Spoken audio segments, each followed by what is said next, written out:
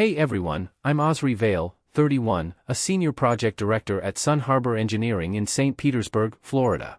This is the story of how a single text from my mom, "You're not a priority right now," made me realize I'd been erased from my own family story. It's about the night I stopped paying their mortgage and learned that sometimes, the only way to save yourself is to stop saving everyone else. If this hits you, anger, empathy, or that quiet ache, say hi or tell me where you're watching from in the comments. Hit like, subscribe, or share it with someone who needs to hear it. Let's dive in. I booked a table for 5 at Baylight Grill because I wanted the water to hear it. After 9 years grinding at Sun Harbor Engineering, I'd made senior project director. 7:30 on a Friday in early June, the glass wall shimmered with the last light over St. Petersburg's bay. I kept checking the door like a rookie on a first date, telling the hostess, "My family's on the way." She smiled, the way people do when they believe you. Between 7:30 and 8 o'clock, I refreshed my phone, scrolled nothing, forced a laugh at nothing, joked with the waiter about traffic on I-275 like it could explain the ache caving in behind my ribs. At 8:30, I ordered anyway, steak, medium, asparagus, house white, pretending they were just caught at a light, because I didn't know what else to do with my hands. At 9 o'clock, my screen lit up with Mom's name and 11 words that split the night in half. "You're not a priority right now. We'll catch up soon." I stared until the letters bled into the glass. For a second, I wasn't 31 with a career I'd built from scratch. I was a kid again, waiting in a school hallway, backpack digging into my shoulder blades, telling myself she was only 5 minutes late. The next notification cut cleaner than the steak knife. My cousin Tessa's post slid across my screen, "Family night out for the real success story. So proud of you, Riker." A photo from Clearwater Beach Grill, 30 minutes away, where the lights run warmer and the smiles run wider. Mom was in the frame, Tessa, Uncle Daryl, and front and center, my brother Riker, holding a jet ski key like a trophy, captioned, "He earned this." The applause in the comments scrolled longer than any speech I'd gotten for staying late, covering shifts, making impossible timelines work. My steak went cold, and I ate it anyway because you can't ask a waiter to box the feeling you've been erased. I signed the bill, $194.20, added a 25% tip because the staff kept refilling a glass no one else drank from. Outside, the air smelled like salt and gasoline. I drove over Gandy Bridge, the bay wrinkling under me like broken foil. Halfway across, a tanker's horn rolled up from the dark water, and I wondered if that's what a boundary snapping sounds like. In my Kenwood apartment, I didn't turn on the lights. I sat on the bed's edge, the room a blackout stage. My phone blinked with the ritual that never missed its cue, mortgage payment sent, $1,830, every 10th. The pulse I'd trained my paycheck to keep so Mom wouldn't have to. I whispered into the empty room, not angry, just done, "Let him pay it next time." The words landed soft, like they'd been waiting on my tongue all year. When I lay back, the only thing I felt was the weight of a chair that had held 4 missing people and one man pretending he wasn't alone. Morning found me at the desk by the window, Kenwood trees throwing sunlight across the keyboard like bars. Coffee, silence, the laptop's glow. I opened the bank portal, and there it was in grayscale, automatic mortgage payment, $1,830, every 10th. The line had marched through my statements for 36 months, never late, never questioned, a bandage over a wound no one else cared to see. 3 years ago, the night had split a different way, my phone shaking past midnight, Mom's voice jagged, the word foreclosure like a sheriff. Riker had folded another venture, rentals and experiences no one asked for, and a sale notice was taped to the porch. "Just for a while," I'd said, sitting up in the dark, "until he finds something steady." Temporary is a kind lie you tell the future because it can't talk back. The first month, I covered the payment, and Mom cried about second chances. The second month, I picked up the electric bill because AC in Pinellas summers isn't optional. By fall, I was paying the car note, insurance, a copay when a cough turned into a clinic visit. Riker was always about to land something, 5 days from news, 2 posts from a new plan. Holidays blurred into headlines, pivot, rebrand, soft launch, while my spreadsheet learned their needs. The worst part wasn't the money, it was how gratitude became background noise, a hum you stop hearing until you realize it's replaced your life. I scrolled through old transactions and found the one that taught me the math of love in our family. 2 springs ago, a charge hit my card at 11:43 p.m., a boutique on Central Avenue, a designer bag Mom unwrapped on her birthday, smile bright as the store's glass. "How did you?" I started at the party, and Riker laughed like it was a prank. "Relax, man, it's easier this way." Later, in the kitchen, I told Mom it was my card, and she pressed my hand. "It's family, Osri. You always help. It's who you are." I didn't argue because you don't correct a script someone's using to keep the story going, you either leave the stage or let the line swallow you. Around noon, a neighbor walked his dog past my window, sunlight flaring off the water dish on the sidewalk, a small, ordinary brightness that made me deeply tired. In the bank portal, the payment schedule sat like a calendar no one else remembered.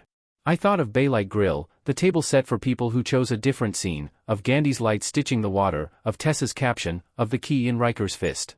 Mom's text landed in my chest like a verdict, and the appeal was simple if I filed it in time. Love had become a ledger entry, and I'd taught them where to write my name. I hovered the cursor over, cancel autopay. My finger hesitated, the way you do before breaking a habit you've chased your whole life. A memory tried to bargain, Mom in the kitchen years ago, thumb wiping grease from a plate, saying she couldn't lose the house after Dad died, promising it was just for a bit. Another memory didn't bargain, the cold plate at Baylight, the caption that said real success and meant not you. Somewhere between those rooms, a sentence I'd said in the dark stood up, let him pay it next time. I clicked. The page spun, a circle like a held breath, then the schedule vanished, no confetti, no alarm, just white space where a duty used to live. The apartment didn't cheer, the dog outside didn't bark, nothing changed, and everything did. I closed the laptop, the quiet less like punishment, more like a room I'd rented back to myself. I washed my coffee mug, set it on the rack, sat down, folded my hands, and waited for panic that didn't come. A thin, steady warmth unfurled along my ribs, the heat you notice when you step out of shade you didn't know you were in. I didn't text anyone, didn't announce anything, just listened to the air conditioner kick on and thought about how a life can pivot without a sound. How the loudest thing you can do for yourself is stop paying to be loved. I drove to Pinellas Park that night, a Florida evening harmless until you noticed it's quiet. Streetlights floated over lawns, sprinklers ticking across driveways, a calm that made guilt sound louder. The radio hummed, the sound of silence, static cutting through like a warning. I pulled over 2 houses from Mom's porch, killed the headlights, and sat with the engine off, heat soaking the cabin. My hands rested on the wheel before I reached for a yellow sticky note in the console. I didn't plan it, just wrote the words living under my ribs for months, let him pay it now. The ink bled slightly, my handwriting almost foreign, like someone braver borrowed my hand. The porch light was on. I stepped out, heart pounding, not sure if I was breaking free or breaking something. The air smelled of salt and fertilizer. I walked up the steps, pressed the note to the door, smoothed it with my palm. Under the bulb, pay glowed faintly, the rest fading into shadow. I stared at the most expensive sentence I'd ever written. A lamp flickered inside, a figure passed behind the curtains. I froze, my reflection thin and pale in the glass. A dog barked down the street, high and sharp, snapping my courage. I backed away, slow, then faster, until I reached the car. The note stayed, carrying 3 years' weight. I drove home without music, the silence easier than any song. At dawn, my phone vibrated on the nightstand, relentless. Notifications stacked until the screen froze, 81 missed calls by the time I picked it up, 41 from Mom, 20 from Riker, 10 from Tessa, a few from Uncle Daryl, several unknown. My thumb hovered, then stopped. A text lit up, what did you do? The payment bounced. You knew we were counting on you. I stared until the words lost shape, counting on me, not thanking, not asking, like an ATM with a pulse. Another, you're hurting us. This isn't how family behaves. I almost laughed, no, this is how adults behave.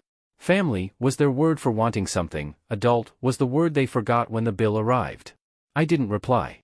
I opened my laptop, started a spreadsheet titled, What I Owe Myself.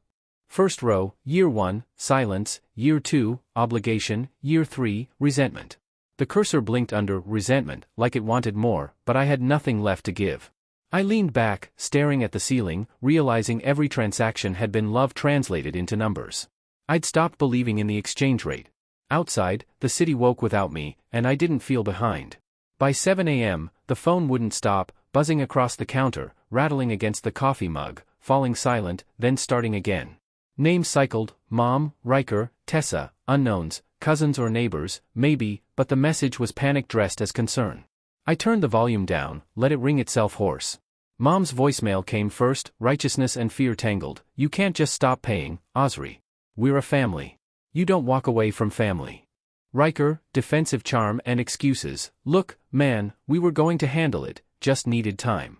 You didn't have to go nuclear. Tessa, sharp as glass, you always think you're the martyr. Maybe you're not the only one who works hard. Each message played the same rhythm, guilt, demand, blame, I'd memorized years ago. None asked how I was. I opened my banking app out of habit. A smaller notification waited, an unclosed credit line. I found the secondary card I'd given Riker for emergencies. Last transaction, $450 at a sporting goods store, 12 hours after I canceled the mortgage payments. Something hardened, not anger, the end of surprise. I shut the account, blocked every linked user. A confirmation email arrived, every dollar with my name now answered only to me. Another bank message followed, cold, bureaucratic, payment failure, 15 days before default, mom's account. It wasn't my responsibility, but it pulled at a thread I thought I'd cut. I stared, half expecting a follow-up, half hoping there wouldn't be. On social media, Tessa's post sat at the top, some people would rather destroy the family than share success. Comments from relatives tagged me by implication, blood is thicker, you never turn on your own. Each sounded the same, they didn't understand the family they defended was built on my silence. By noon, the call slowed, the apartment held its breath. I added to my spreadsheet, peace earned by silence. The phrase looked strange beside old numbers, like a new language breaking through static. Quiet has a sound when you've never heard it, soft, alive, under your ribs. I turned off the phone, set it face down, stepped outside. The Florida air was heavy but bright, the city moving like nothing monumental had happened. I started running, around the block, sneakers slapping pavement in uneven rhythm. Each footfall an unpaid debt, each breath a receipt I didn't owe. I stopped, sweat soaking my shirt, leaned against a fence, laughed once, quietly. They weren't calling because they missed me, they called because the machine stopped working. That night, I left the phone off. The laptop glowed, my reflection staring back. For the first time in years, I couldn't tell if the man looking at me was exhausted or free, maybe both. Maybe that's what freedom feels like at the start, exhaustion with somewhere to rest. I shut the lid, let the room fall dark. Outside, cicadas hummed like background music for a life becoming mine, piece by piece. Sunday came gray and wet, Florida rain settling heavy. I was reheating coffee when tires crunched on wet gravel. Footsteps, then a voice, Mom's, muffled, Osri, we need to talk. You're making things worse. My stomach stilled. I set the mug down, walked quietly to the door. Through the peephole, the world curved into chaos, Riker's pickup idled, jet ski hitched behind, gleaming in the drizzle like a monument to stupidity. Mom stood beside him, umbrella tilted, hair flattened by humidity. Tessa was in the passenger seat, phone out, Uncle Daryl in the back, face unreadable. I didn't open the door, I watched. Mom's voice carried, Osri, please, this isn't the way. We can fix it if you come out. Her tone aimed for tenderness, landed on command. I stayed still, breathing through my nose, feeling the doors grain against my forehead. Riker shifted, scanning the porch, I know you're in there, man. I see you. He stared at the peephole, his reflection catching my eye behind it. I see you wasn't a plea, it was a dare. I didn't move, just lifted my mug, sipped, let the heat fill where shame used to live. For years, they'd seen through me, now I had the view. Tessa rolled her window down, angled her phone, go live, she muttered, people need to see who's tearing this family apart. Uncle Daryl said something low, probably telling her to stop, she ignored him. Through the fisheye glass, my reflection blurred in her screen, motionless defiance. I wondered what caption she'd pick, heartless son refuses to help. The rain grew heavier, drumming the porch roof. Mom's voice cracked, you think you're proving a point, but you're pushing us away. Riker barked, let him. He wants freedom? Let's see how that feels when Mom's homeless. The words hit hard, not because they were true, but because they were rehearsed, practiced on the drive over, meant to win, not understand. Mom touched his arm, murmured something. One by one, they gave up, engine started, headlights swept the windows, turned away. Riker shouted, fine, enjoy your precious freedom while Mom loses everything. The truck rolled off, fading into the rain, leaving only water tapping. I stayed by the door, staring at the peephole long after they were gone. My reflection looked strange in that tiny circle, distorted, small, but clear. I slid to the floor, back against the wall, coffee cooling. My hands shook, not fear, the echo of power shifting. For the first time, they were the ones waiting outside. The rain pounded, matching my pulse. I whispered a thought from Baylight Grill, I'd traded freedom for obligation, called it love. Now I knew the difference. I reached for a notebook, opened a blank page, wrote, they knocked on my door, not my heart. The words sank into the paper like ink into skin. I closed the book, set it on the counter, let the storm speak for me. Days passed quietly, phone dark, sky gray. I moved through routines like relearning to exist, work, laundry, silence. Wednesday, the doorbell rang once, soft, measured. I knew it was her. Through the peephole, Mom stood under a washed-out sky, clutching a canvas tote. No Riker, no Tessa, no audience. I opened the door halfway. "We're going to lose the house," she said, skipping hello. "I know," I answered. "You can stop this, Osri. You've always handled things." Her voice trembled on always, as if history could shame me. "Not anymore," I said. She stepped inside without asking, air smelling of wet clothes and worry. "It's about family, not money," she said, wiping her eyes. I set my keys down. "Then why do we only talk when bills are due?" She blinked, mouth open, wordless, the silence that followed Dad's name after he died. She pulled a folded document from the tote, a bank letter, a space for my signature. "It's just a temporary relief form," she said. "Sign, and they'll hold the foreclosure. We'll get back on track." I didn't touch it. "I raised you better than this," she whispered. "No, Mom," I said, steady. "You raised me to save everyone but myself." She sank into a chair, shoulders drawn in. "I didn't realize how much you were covering," she said. I leaned against the counter, arms crossed. "That's the problem, you didn't want to realize." The room stilled, a car horn blaring faintly outside, someone else's chaos echoing ours. Mom looked at the paper shaking in her hands. "Riker's not like you," she said after a while. "He needs help." I nodded slowly. "No, he needs consequences." She looked up, eyes glossy. "He's your brother, and I'm your mother." "And I'm your son," I said, "but you forget that when the bills come." The sentence landed like a confession neither could take back. She looked older, hollowed by excuses. "You think walking away makes you better?" she asked. "No," I said quietly, "it makes me honest." I stepped closer. "The night you texted me, I wasn't a priority, that's when you lost me." She winced, as if the words burned aloud. "It wasn't meant to hurt you," she murmured. "But it did," I said, "and you didn't care until the money stopped." Her face softened, something cracking, but no apology came, just rain easing outside, silence too wide to fix. "This isn't the end of us," I said, voice low. "It's the end of me pretending this was love." She stood, clutching the paper, nodded once. No fight, no tears, just understanding, sharp and late. At the door, she paused. "Is this really it?" I looked past her into the fading light. "It's the beginning." She stepped out, the door clicking shut. Through the window, she walked down the path, smaller with each step, disappearing beyond the hedges. The quiet wasn't peace yet, but aftermath. I leaned against the door, feeling its weight, not the wood, but what it held back. For the first time, I wasn't anyone's guarantee. The porch light flickered in the wind and went out. I didn't turn it back on. I knew which way I was going. Monday mornings had a rhythm. Coffee, project updates, data that made sense when I pieced it together. Fluorescent lights hummed as my team discussed deadlines for the new harbor design. A message from the front desk broke through. "There's a man here asking for you, says his name is Riker Vale, says it's urgent." I forgot how to breathe for a moment. Weeks had passed since they tried in person. I walked down the hall, steps echoing louder than they should. The lobby's glass walls shimmered with Tampa Bay's morning light. Riker sat in a waiting chair, out of place among suits and lanyards, wrinkled t-shirt, damp jeans, sunglasses propped like a prop, holding a brown envelope, leg bouncing uncontrollably. He stood too quickly. "We need to talk," voice rough from sleeplessness or shame, maybe both. I gestured to the exit, avoiding a scene. Outside, heat rose from the asphalt, thick for 10 a.m. Riker didn't waste time. "We lost the house," he said, words hard but flat. "Mom's moving in with Tessa." I stayed quiet, gulls overhead louder than us. "You could have stopped this," he said, looking at me like I'd kicked the door down. "Why'd you let it happen?" "It wasn't mine to save," I said. He scoffed. "You're cold. You think you're better than us now." "No," I answered, "I think I'm better without the guilt." He blinked, like he didn't recognize me. The silence that followed truth couldn't be argued.